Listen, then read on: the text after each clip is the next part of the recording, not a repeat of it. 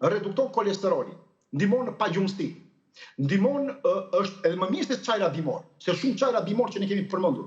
Po të vëmë fikun dhe çajrat bimor, fiku i anashkalon shpejt të gjithë çajra. I kalon dhe shumë para në radhë. Është stimulues i jashtëzakonshëm për problemet hormonale. Për memorien, shumë i fuqishëm. Probleme me kolitin, me kapslëkun, me kancerin e zorës, kancerin e prostatës, të vezoreve, kancerin e mushkrisë, kancerin e lëkurës, kancerin e trullit, janë të gjitha të studiuara. Ndihmon në stabilizimin e tensionit. Është një pastrues detoksifikues i gjakut. Për zërin e ngjirur, nga më të mirët, për problemet e kristaleve, të gurve në veshka, për problemet e gurve në tëmbë, nga më të mirët.